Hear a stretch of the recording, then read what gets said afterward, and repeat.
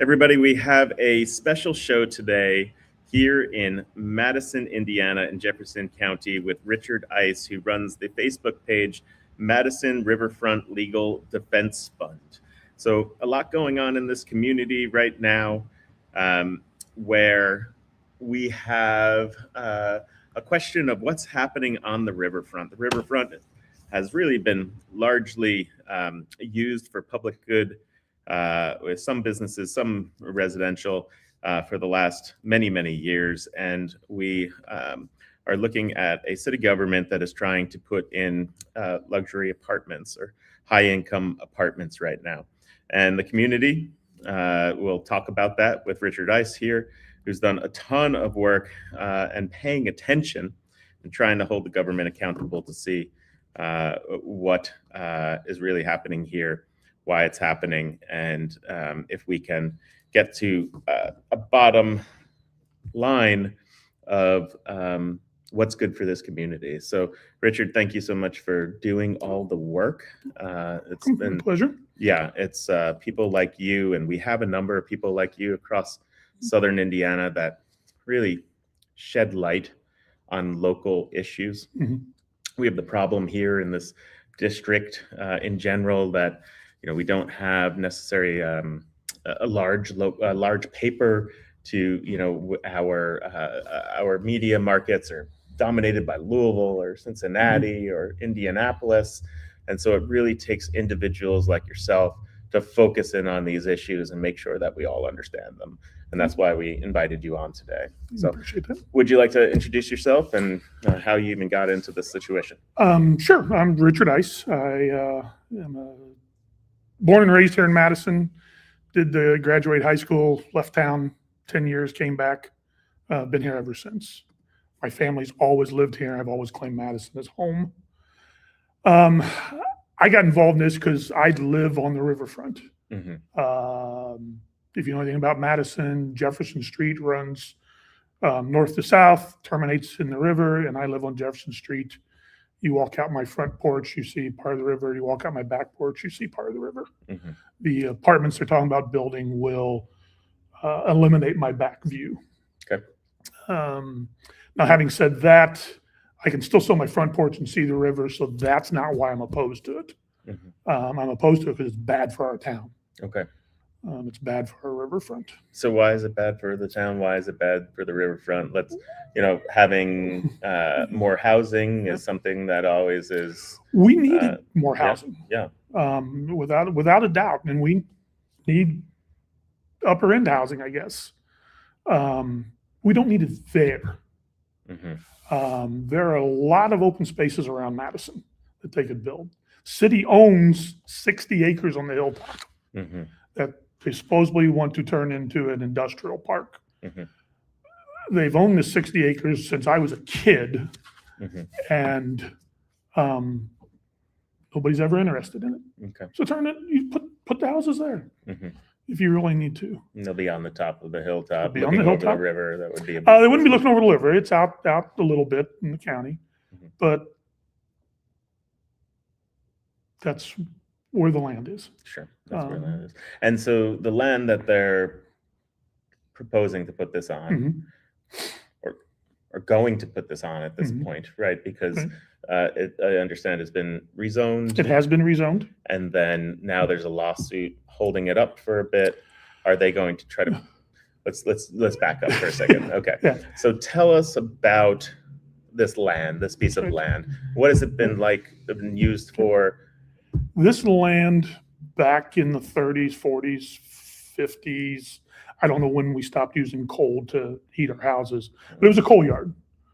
Barges would pull up from upriver, Pittsburgh, West Virginia, all that, dock there, and they would pipe the coal across the road into this yard. Okay. And people would go down there and buy it. Wheelbarrow time, bucket at a time, however they got it. Whenever the use of coal to heat our houses got to where it wasn't profitable to do it anymore, the coal company came in, they scraped all the coal off, and left a gravel lot. Okay. This was a coal yard for many years. There weren't any environmental regulations back then. So you have no idea what's 1 foot under that ground. Right. But it was an empty lot, gravel lot. The regatta rented it off the coal company for many years and used it for storage. And for those who aren't from Madison, can you tell us what the regatta is? Madison Regatta, it's probably our most famous event. It's a hydroplane boat race. Happens every July 4th weekend. Draws people from all over the country. Back when Madison wasn't a tourist town, it was our claim to fame outside of Jefferson County. You'd go some place and they'd ask you where you're from, and you'd say, well, I'm from a little small town in southern Indiana. You've probably never heard of. And if they'd never heard of hydroplane races, you're right, they'd never heard of it. Right. But if they'd heard of hydroplane races, they're like, I know exactly where that is. Right. So But that's changed. This town has changed. It's developed. it has.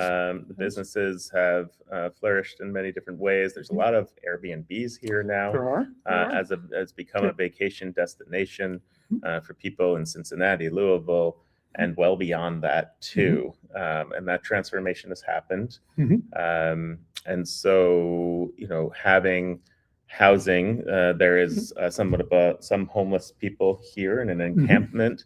There's also low income people who don't necessarily have enough housing here or supported, but there's also the demand to grow for higher income housing, especially as these beautiful houses that are down here on the waterfront and downtown have been redeveloped and refurbished. And so there is that demand as well. And so this project really is looking to fit that demand. Are there other projects that the city is working on to fit the needs and demand of lower income housing? Yeah, there actually are. There Okay, is a complex on the hilltop where they're building subsidized housing. And I don't know all the details as to whether it's Section 8 or just lower income or all that. But it's going to have about 300 units in it. It's a pretty good, for Madison, it's a pretty good sized development. That's wonderful. Okay, so just laying the land there. So that's being addressed, or at least and there's beginning also to be addressed. there are also a couple subdivisions getting ready to go in. Right. One of them is going to have 100 units, from what I understand. Okay, and is that more middle That's income? going to be middle income. Okay. My understanding, middle income. Right. So this place is growing, and the city is taking the responsibility for lower income, for middle income, and this is how they're addressing higher income. But it turns out that most people don't want it to be addressed in this spot. No. What is it being used for today, this spot? It's an empty lot today that is used for, I'm going to say auxiliary purposes. Festival goes on down on our riverfront. We have a lot of them nowadays. Yeah, you have tons of festivals here. This lot is Music used City, Indiana is the new billing. I love that. And I just say, I came down here and we stayed actually in an Airbnb. I only live a half an hour away, but wanted to be here, went bar hopping, had restaurants for my sister-in-law's birthday, spent an amazing time here, woke up in the morning, had a great breakfast and coffee at a coffee shop, and went antiquing in the afternoon because that's what she wanted to do. All of these amazing things that are here going on. So this place really has become a destination, even for a weekend destination or a weekend, with Clifty Falls being here and a beautiful and natural state park. There's just so much to offer. So just kind of laying out for those who have never been to Madison, come to Madison. Yes, please do. It's and Clifty Falls is our best kept secret. I'm going to do a plug for Madison. To us, it's just a state park. But if you get outside this area and you get with people that understand fossils and that kind of stuff, they all know about Clifty Falls. We get school groups here from colleges all over the Midwest that go into Clifty, and they go up 421, we call it New Hill Road, where they've cut through the hill to put the road in. And you'll see the vans parked beside the road, and the kids and their professors are out digging through the hillside looking for fossils. It's a very under-advertised part of Madison that is huge outside our backyard And I've in that specific area. stayed up in the lodge up there with friends and family, and all the hiking trails. It's great. It's great. Yeah. Okay. So, well, and getting back to where we were, like I said, we use it for utilitarian purposes right now. Right now, this very second, it's being used to store snow. Okay. When the last snowstorm came through, they went down Main Street, side streets, all the stuff they'd shoveled off, and basically was blocking all the parking spots. Mm-hmm. They had to get out of the way. Mm-hmm. So they brought the front loaders down, loaded it up, trucked it down to the riverfront, and dumped it in the coal yard. Mm-hmm. Well, I don't think anybody in Madison wants that to stay that purpose. Mm-hmm. We want it to develop into something. That purpose is needed somewhere. Mm-hmm. And every time we've asked the mayor, what are we going to do with this? It's being used for this time. What are we going to do with that next time? Mm-hmm. The answer is we'll cross that bridge when we get to it. Okay. I've got an email from a city councilwoman telling me that. Mm-hmm. Those exact words. We'll cross that bridge when we get to it. There's no real exit plan here. So, okay. Let's back up for a second. Yep. It sounds like a lot of people do not want this to happen. So we'll start with those people. I understand there was some sort of poll that was done of citizens. Yep. One of the city council people did it was a Facebook poll. So you got to take that with a grain of salt. Sure. But vocal audience that we have of yes. Facebook poll. Right. And very it came back 80-20. So 80% were against developing apartments here. Mm-hmm. And nobody in Madison is against developing this. The mayor continues to say that. Oh, these people are against development on the riverfront. We're not against development on the riverfront. We have developed our riverfront. Mm-hmm. We just don't want the mayor to do it the way he wants to do it. Well, tell me what you mean by you have developed you as a city has developed the riverfront. Like I said, I've lived here my whole life. When I was a kid, it's Vaughn Drive is the riverfront road. Vaughn Drive was industrial, remnants of industrial. Nobody wanted to go down there. There was nothing. There were no sidewalks to go walking up the road. Mm-hmm. It was a 1-foot gravel breakdown thing. You know how they used to have them back then. On the side of the road, if you wanted to go walking, so you're basically walking out in traffic. Mm-hmm. No benches, no sidewalks, no nothing, and nobody went down there. Okay. It was used for the regatta. Mm-hmm. We went down there for the regatta to sit and watch the regatta. Mm-hmm. Then 1986, Mayor Lytle and some citizens got together and decided we got to do something with our riverfront. Where Bicentennial Park is right now was still a tobacco warehouse. Mm-hmm. And I'm very familiar with that because when I graduated college in 1986, my degree was in radio, TV, film. Mm-hmm. I was working at the local radio station and I did a live broadcast from the Burley auction at that warehouse. Okay. So I know it was still there in 1986. I don't know when they tore it down, but by the 90s, the building had come down. It was a concrete pad, and Mayor Huntington came up with the idea of turning it into amphitheater. Mm-hmm. And that's what we have there now, an amphitheater. So that was kind of that, and that group of citizens put the sidewalk in. The sidewalk in Madison is not paid for by city funds. It's maintained by city funds. It's not paid for by city funds. Every brick is paid for by the citizens. Huh. Okay. And it now goes from the far east side at Vernon Street, which is the first road comes down to the river, all the way down to Ferry Street at the other end. Okay. And so fast forward to today, it's beautiful down there. Right. There are some businesses. There's the ice cream shop. What is that? The ice cream shop. That restaurant's been there for a long time. Yep. It's just, even when I was a kid, that restaurant was there. And it's just evolved into different things. And there's a number of houses that back up. There's a number of houses that are on the riverfront. But on any park, we think of as our riverfront as a park. Uh-huh. Starting at one end, going the other. And it feels that way. Right. But in any park, generally, there are residents that have been there forever. Sure. and the city or county or state or federal government, whoever, whatever kind of park it is, just bought all the land around it, Right. which is what's happened here. Mm-hmm. There are a few houses, a few other buildings down there. Okay. So the 80% of people are saying, no, I don't want it. What is the chatter about that on the internet, around town, around why they don't want it specifically? And it's like I said, none of us are opposed to development of it. We've come up with some great ideas for what we could do with it. Like what? It'd be a great food court for food trucks. Mm-hmm. You can pave it pretty cheap. You're not having to dig down into it to disturb that soil.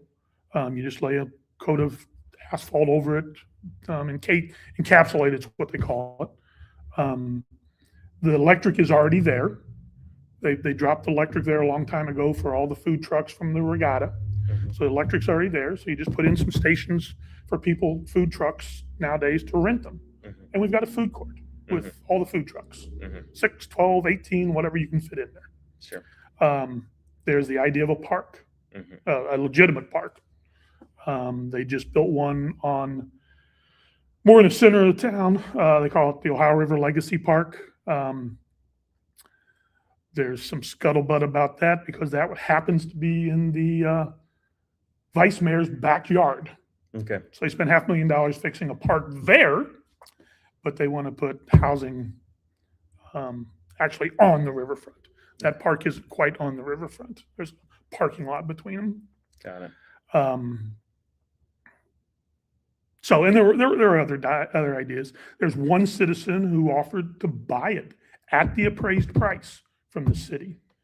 And he's in writing, he told them he would turn it over to Conservancy to protect it.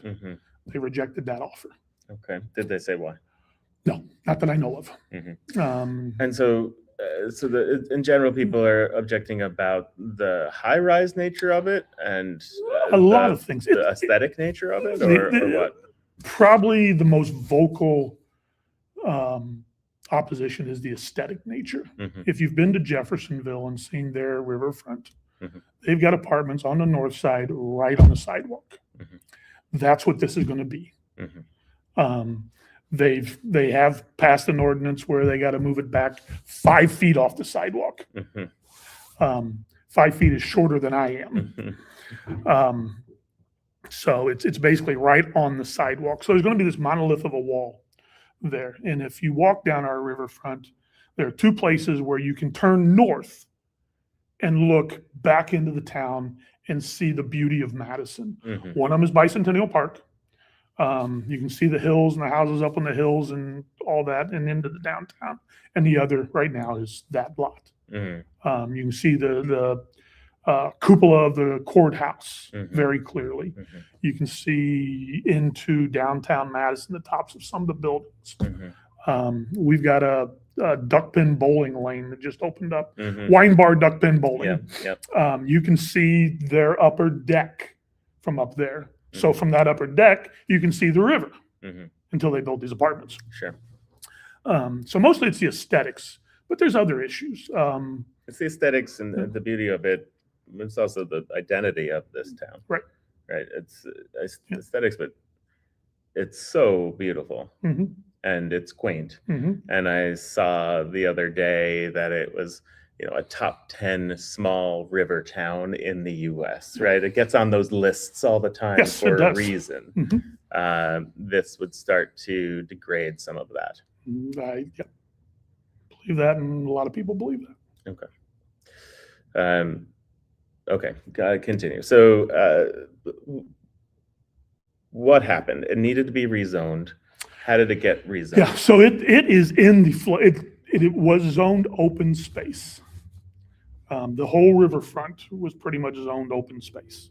If you go down the west end, there was still some industrial zoning down there from when there was a junkyard down there that had never been rezoned. Sure. It's not used as a junkyard anymore. It's a park. Heritage Trail Park is down there. And here and there are other little zoning. But for the most part, it is open space zoning, which means you can't build apartments in it. Sure. So the mayor started to try and change the zoning. In this particular case, he never had any public meetings about it. Okay. To start with, he never asked the people for an opinion on what we want done with that lot. And so let me just fact check here. So the mayor started the push for it. Who are the developers? Don't know. So you don't know yet. No. They have. Okay. So the city bought this lot. It was build it and they will come kind of thing. So no, and then someone will come, or there's a developer, and that's the biggest problem a lot of people have with this is the mayor's not telling us anything. Wait, so that sounds concerning. Okay. Yeah, we agree. I didn't quite know that part to that extent. So you don't even know who the developer is. No. This is also being, do you remember READY grants? Yeah. They got a READY grant for this. Okay. So the city is paying for part of this development through READY money. Okay. So that's how uneconomical this deal is. They can't get a developer to come do it on their own. Right, but the long-term, I guess, argument would be you're getting high-income people in here who will spend money. The argument's also that those things are going to sit empty November to April. Right. Because high-income people are going to Florida. That's right. Or Arizona or wherever. And that is the case.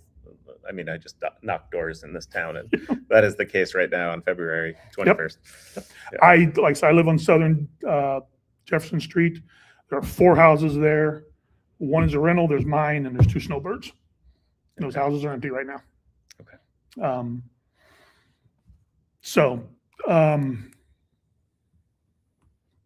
City goes to READY and says, we want this as an economic development tool. Okay. Well,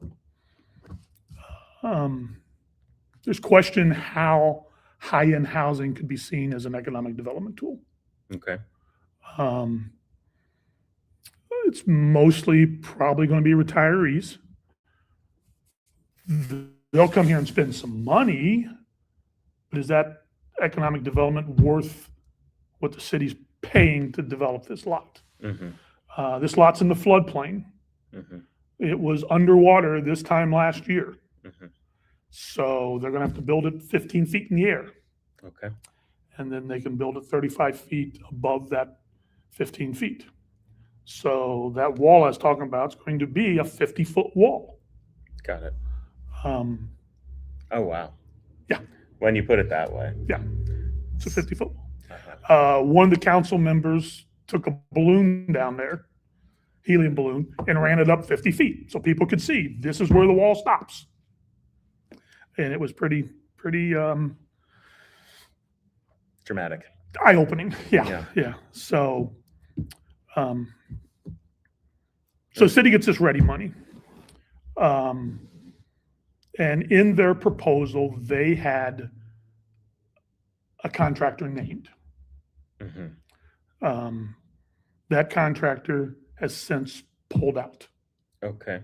Do you know anything about that contractor? To the best of my knowledge, they're a very reputable contractor. And I don't know that the mayor kept them entirely informed in what was happening. Because there was a legitimate campaign to contact them and say, we want to talk to you in an open forum about what you're doing down here.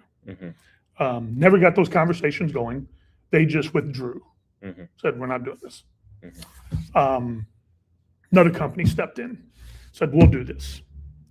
My understanding is that company is now withdrawn. Okay. And they're looking for a contractor. Okay. Supposedly they've had some people in, but the mayor's not talking, so nobody knows where. Were there any statements around why they withdrew, or did the mayor hasn't said a word about the actual development of it, other than we need development on the riverfront. Okay. And so I assume the person who did the balloon is on council and was not happy about. He was not the balloon. Okay, not about was not showing the merits of of this. He is the whole reason anybody knew this was happening. The mayor didn't tell the people. Oh, really? He just put it in the minute or in the agenda, posted the agenda 3 days before the meeting, and it was going to the committee. The councilman gets it out there. And in that 3-day time, we packed the place. Okay. And let me just say, this is a Republican councilman. It's Republican all, mayor. every elected official in the city Right. of Madison is So Republican. it's not really a Republican Democrat issue. No, this is not.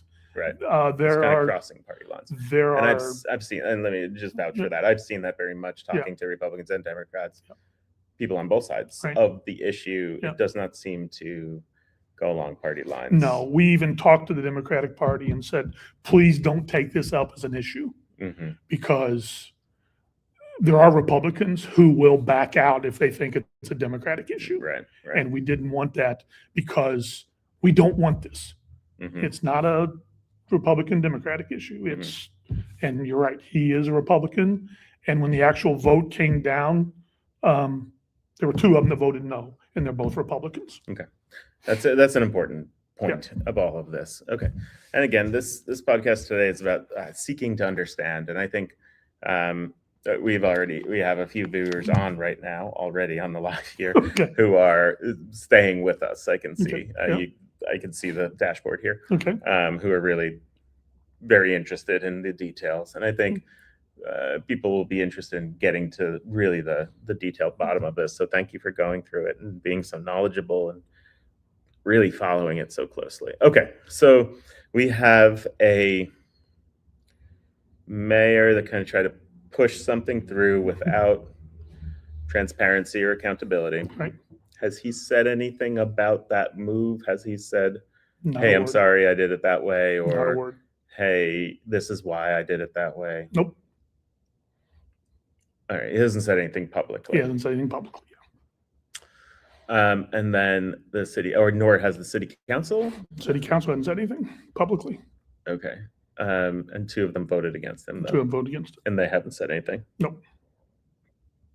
Okay. It seems, not, let me just say, as a government officials, it is their responsibility, even the ones who vote against, to say why you're making your decisions, what facts you're building your decisions off of, or what popular opinion, what your constituents want. Is there engagement in any way? The only engagement they really said was they didn't think the people opposed to this represented the true feelings of the town. Okay. Okay. So the only information they had was their gut. Yeah, okay. Pretty much. Got it. And they've spent a good bit of money on this whole process. I would assume. I would think, and don't know. Polling and or putting up for public opinion could be. Okay, so let's get back to the balloon goes in the air. This dramatic moment. I can't imagine. Do you know what color the balloon was? Were you there? I saw it, but I think orange or red or something like that. Yeah. So you can see the balloon in the air. We're the 50. That's very dramatic. I wish is there video of that? I hope someone has a There's picture. stills, I know. Okay. I don't know if there's video. I would love to see a picture of that. Yeah. Hopefully it made the paper. And so no, no, that's our other problem in this town. Okay, we'll talk about media in general being, putting light on things. So, which is, I guess, the point of why we're doing this today, and in general. So the balloon goes up, and that's about 3 days before when they were going to push through. Well, the balloon actually went up afterwards. Okay, and then you pack the house of the next city council meeting. It's a convoluted way it has to happen. The rezoning has to happen first. And for that to happen, the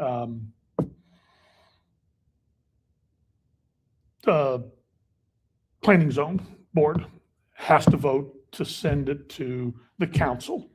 Okay. So that was the first meeting. The planning zone board said, okay. And is the mayor on that planning zone? The mayor's not on it, but the mayor appoints 3 members of it. Council appoints 3 members of it. And those numbers I know there's 3 council members. Okay, but they're all appointed officials. They're all appointed by the varying city governments. And so they County said, has a couple people on they it. said, we recommend we rezone it. Hey, city council, you have to vote on it to rezone it. Yes. Okay. Long story. Yeah. That Yes. And so you all went and packed the house to that city council meeting. Yes. And how many people were there, do you think? It was at capacity. Okay. During the planning commission meetings, we had, this is where we get into some of the stuff I have to be careful about what I'm talking about. They actually had to move that meeting to Ivy Tech's auditorium. Wow. And they eventually had to close the doors and not let any more people in there. Because you hit capacity. Because we hit capacity. Fire capacity, yeah. Yeah, so. Interesting. Okay, so people are zeroed in onto this. Right. Yeah. Again, in what seems like a relatively nonpartisan way. Truly, it's a community issue. Okay, so so bring me to that meeting.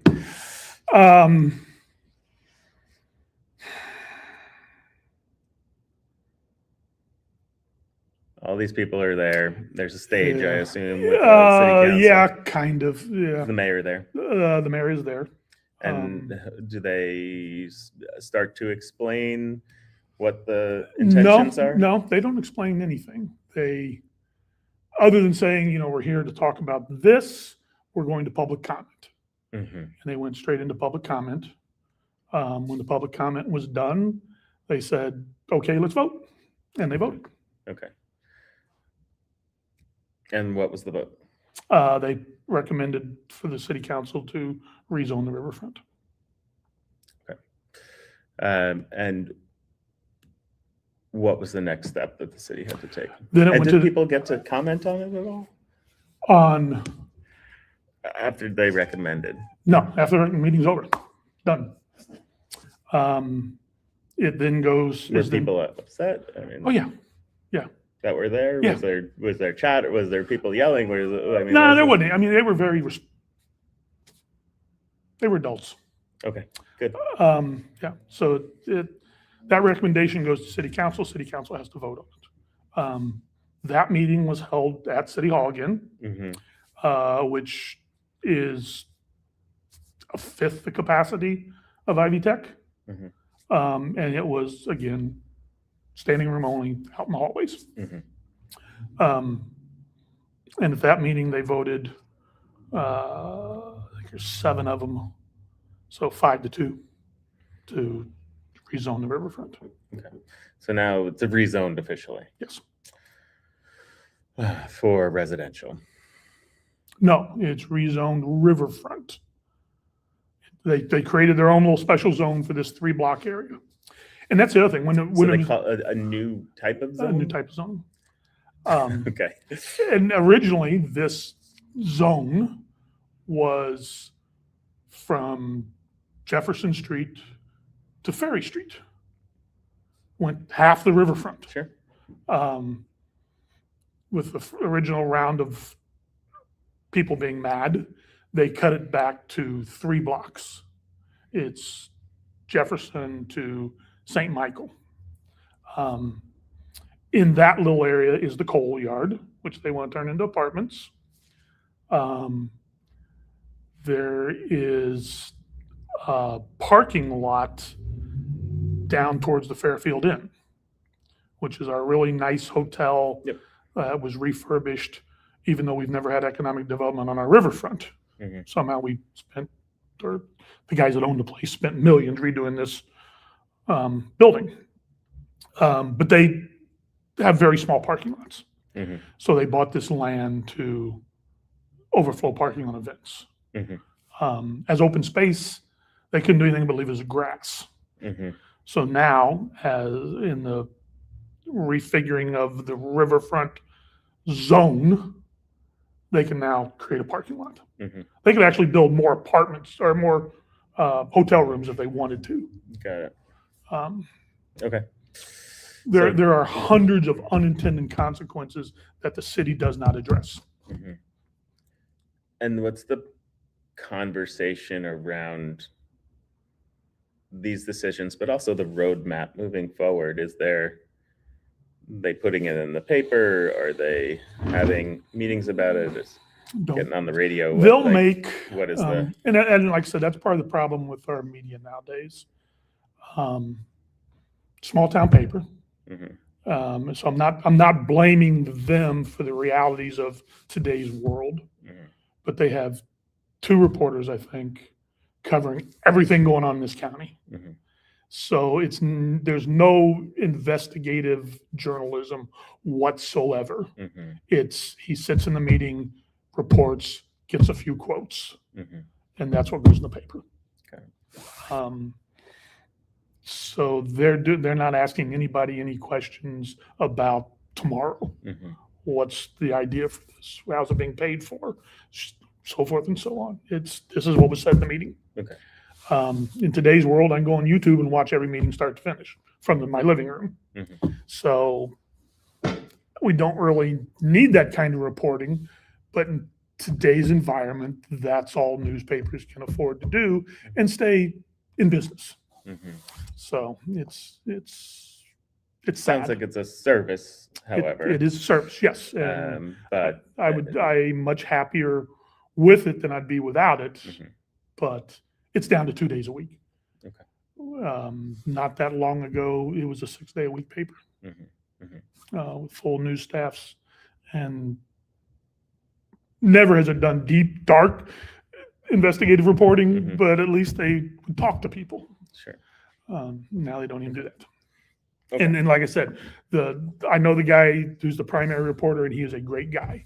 He just doesn't have time. He's going from this meeting to that meeting, that meeting, that meeting. So. Okay. Great. So you have where we are is it's been rezoned. We understand the rezoning a bit. What does the community do then? How do we get to a lawsuit at this point?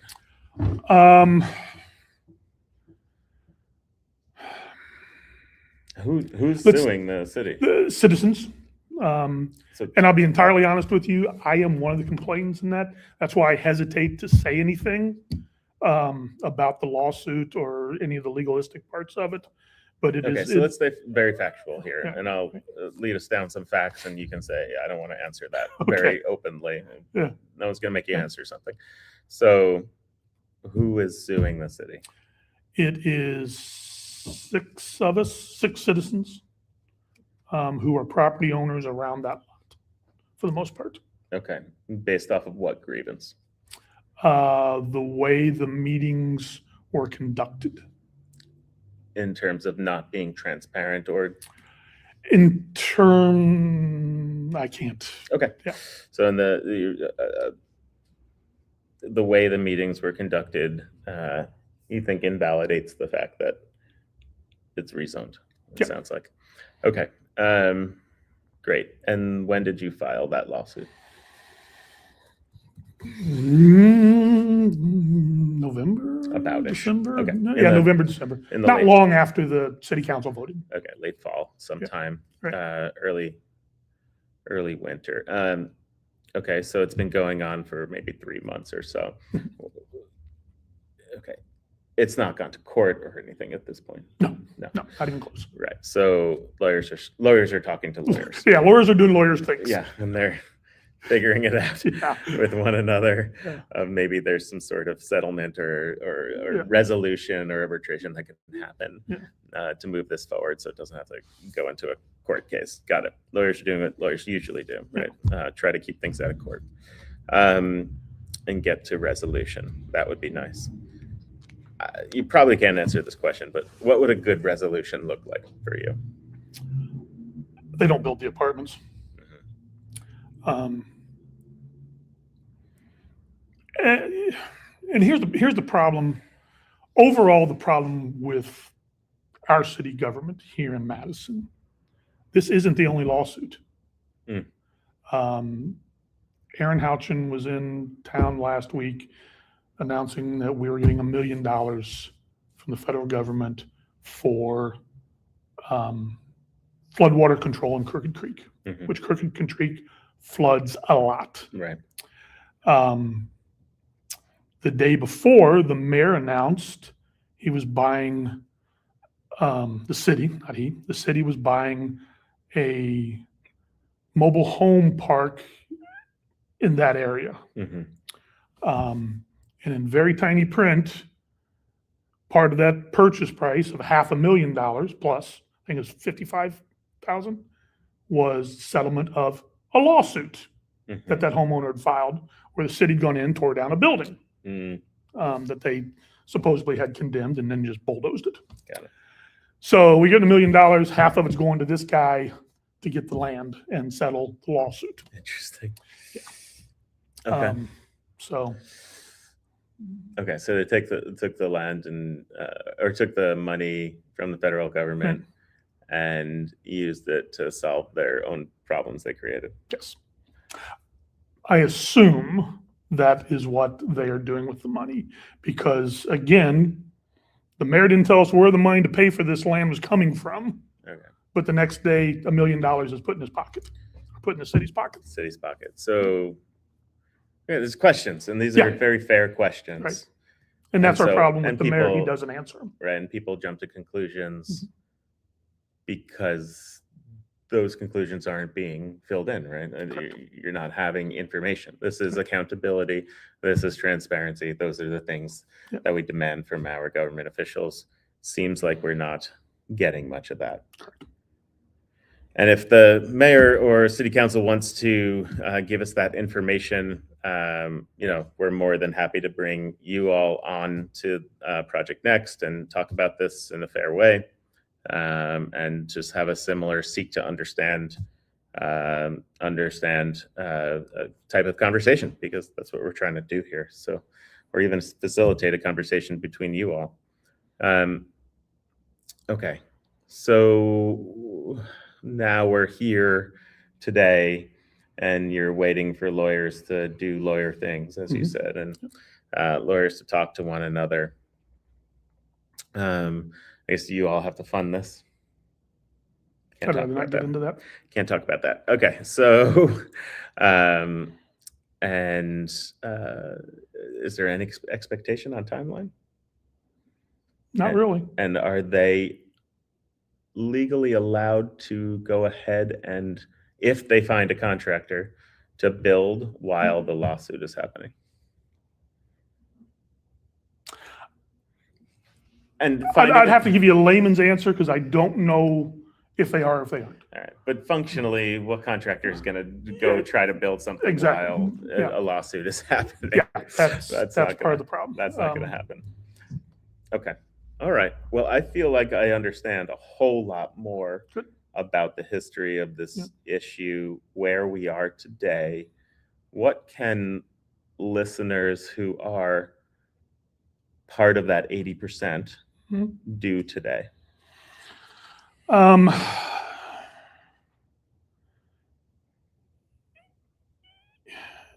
As it happens, and this is another thing that kind of boggles people's minds. When this first started, the mayor told everybody that he'd put a committee together to put together a unified zoning ordinance. Madison's whole entire zoning hadn't been looked at in 50 years, legitimately. So he'd put this committee together to look at that. Yet that bill is now going to city council for them to approve it. Yet he had to pull this out and make it a whole separate issue 4 months before this whole ordinance was coming.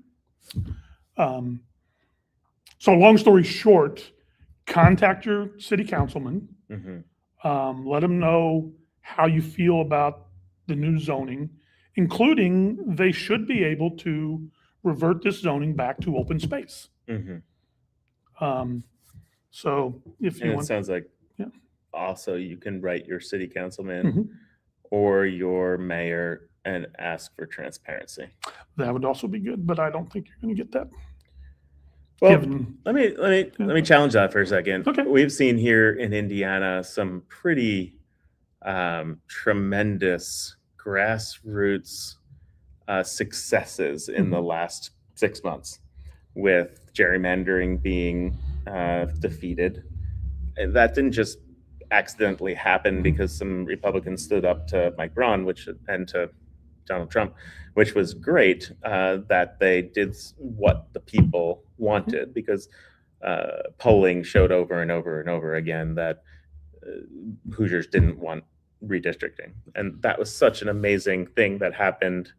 And, all the kudos and props in the world to the Republicans, the Democrats, anybody who stood up to that and did what people wanted.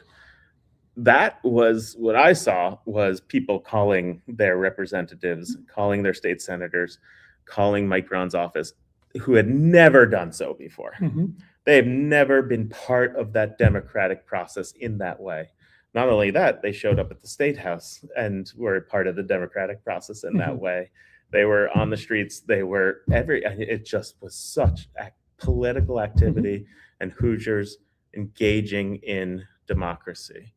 I feel like if Madison were to do the same and people voice their opinions, you can't ignore that.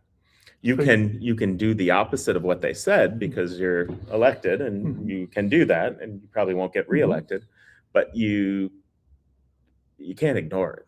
So they did the first time. They did. That was a the gentleman I told you that offered to buy the lot is a money donating Republican. They ignored him. Okay. People that walked into those meetings come from both sides of the aisle. I feel like you're not going to be able to answer the next questions, but I'll say it then. Okay. So, which is, okay, that is a strong statement. If they're denying their own supporters, their own donors, information or decision-making capability, or, the people who voted for them, the people who supported them, saying, hey, we're not even going to go along with what you all want to say, or give you transparency around it. That means to me that there's some other, not to me, to anybody, there's some other motivation for doing this than what people want. Even the people who are closest to them. Are these guys up for re-election? Guys and gals? They will be, not this fall, but next fall. Madison city elections are Indiana's normal all by themselves. Okay. Yeah, all by themselves. Although that's being tried to be changed right now, which I hope it's not. Okay, so the city elections are happening next year. We don't know if anybody's rerunning. There's empty information here. What is the motivations?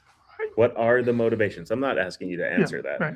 I'm kind of saying, does anyone have that information of what the motivations are for not being transparent, for not being accountable? Right. I'd like to know that. I think it's you're right. Here's another curveball out there. And I haven't been able to dig into this yet, so I'm not 100% positive exactly how this is going to work. But I've been told bills going through the legislation right now to rework the way TIF money is used. Okay. TIF is one of the most confusing things for people to understand, including myself, anybody. Yeah. And I just want to say that before you get into TIF, because we've talked about TIF on Project Next for hours. Right. And at the end of it, people's eyes are crossed, right? Yes, I understand. Okay. And the mayor tries to tell people it's not tax money. Right. It's government money. It's got to come from somewhere, but it's not tax money. So this bill going through the legislature, my understanding, is trying to clean some of that up. What TIF money can be used for and other things. But the point of all this is that in what I read, there is a drop. If this bill passes, there's a may drop dead point where if your project hasn't started, you can't use TIF money. This lot is using TIF money. So, and like I said, I haven't been able to dig deeply into this yet to know if that's exactly true. But okay, so we won't hold you to that, but it sounds like that's a possibility. Are there any things in Madison that are being underfunded that are public resources or that people are looking for resources for? I know there's problems with the EMS system a bit in terms of not enough ambulance care coverage. That's being addressed. Madison, can't tell you how lucky Madison is. We had a private hospital. Right. It was run by King's Daughters group, which it's been around 100 years. And long story short on what King's Daughters is, it's basically a group of women or men now, but mostly women still, who they were called circles back in that day. Mm-hmm. And basically they were a social organization. Well, they got together in the 1920s and raised the money to build our original hospital. Mm-hmm. And until 3-4 years ago, they still owned it. Mm-hmm. We built a new hospital up on the hilltop. They did that. But then, as all things medical are, they just couldn't afford to keep running it. Mm-hmm. The government made some regulations on what needed to be in their computer system. So they were going to need a whole new computer system. They couldn't afford that. Long story short, Norton's came in and bought it. Mm-hmm. Paid them $50+ million. Mm-hmm. Those ladies, obviously it's a nonprofit. They couldn't profit from it. So they took that $50 million and created a nonprofit philanthropy organization, mm-hmm. A local Lilly. Mm-hmm. So they've got $50 million to give away. What are they using that for? Children, elderly, and healthcare. Okay. And I believe, if I'm correct, they are helping fund our ambulance service now. Okay. And they're doing many other things. The idea when that was originally started was 5 years, they give it all away. Mm-hmm. We're very fortunate, and they have a very good money manager, and they now have more than $50 million. Right, yeah. It should be, especially right now. Yeah. The way things are going in terms of those who get to invest right now are making money. Yeah. Yep. So we've got that helping us with a lot of things. Mm-hmm. But one of the mayor's big things when he started was all the administrations before him weren't maintaining things. Mm-hmm. The catchphrase was deferred maintenance. Mm. Everything with deferred maintenance. We gotta take care of this. Deferred maintenance. Okay. So this is interesting. I'd love to learn more about that. I'll probably find someone from there to talk about that fund a little bit more. Yeah, but the point of the deferred maintenance, what I'm getting at is we had that problem then. He's built all this other stuff, and our taxes haven't gone up yet. Mm-hmm. So how's he going to pay for all the deferred maintenance and all the new stuff maintenance? Yeah. Got it. Sounds like our federal government. Yeah. Okay. Just kick it off to the future generation. Yeah. Yeah. They'll blame the last one and let the new one figure it out. Yeah, exactly. Okay. All right. Well, we learned a lot today. So is there any last words that you want to put in here?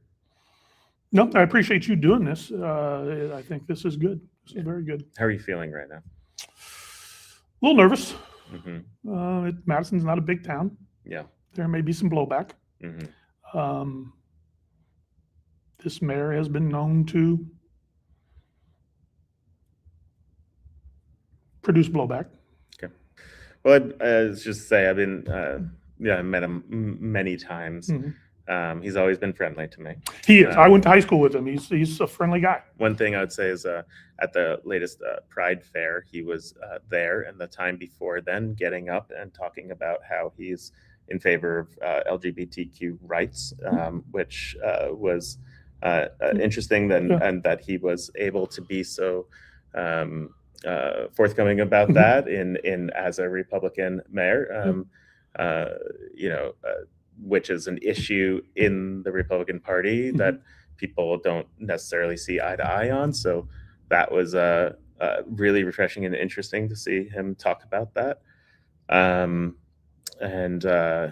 Whenever I see him, I saw him at the 5K. What was that? The MLK 5K. I think it was MLK. Should be. Or no, it was June 19th. June 10th 5K. He was there, and he came up and went out of his way to introduce himself to me or say hi to me again. So I want to say he's been very, very cordial. That's different than how you might govern and the decisions you make. But I will say that for the man, he's been that way. I don't.